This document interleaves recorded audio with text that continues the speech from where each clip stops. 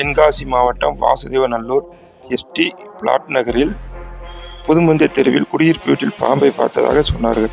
உடனே சென்று பார்த்தபோது வீட்டின் பயன்படுத்தப்படாத சைடில் இருந்த வாசல் பகுதியில் பாம்பு இருந்தது. அது கிரில் கேட்டுக்கும் கதவுக்கும் இடையில் இருந்தது. அந்த பக்கம் பாம்பு வரக்கூடாது என்று கதவை ஏற்கனவே பூட்டியிருக்கார்கள். அந்த கதவை எப்போதும் திறக்க மாட்டார்கள் என்பது குறிப்பிடத்தக்கது. பின்னர் பாம்பு வீட்டுக்குள் சென்றுவிடக்கூடாது என்பதற்காக வீட்டின் உள்ளேயும் வீட்டின் வெளியிலையும் பாம்பை பார்த்து கொண்டு இருக்கிறார்கள். எங்கள் நிலையத்துக்கு நேரடியாக அழைப்பிற்கு ஒரு சிறுவன் வந்தான். அவனை கொண்டு அந்த இடத்திற்கு சென்றபோது கேட்டினுள் பாம்பு இருப்பது சரியாக தெரியவில்லை. தெருவில் மக்கள் கூட்டமும் அதிகமாக இருந்தது. எனவே வெளிச்சமும் கம்மியாக இருந்தது. வீடு அங்கொன்றும் இங்கொன்றுமாக இருந்ததால் தெருவிளக்கும் சரியாக அங்கு தென்படவில்லை.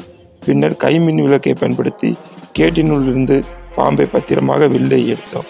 அது சுமார் 5 அடி நீளமுள்ள நல்ல பருமனாக நல்ல பாம்பு, கோதுமை வகை பாம்பாக இருந்தது. கூட்டம் அதிகமாக இருந்ததால் பாம்புக்கு அவ்வளவு பயமாக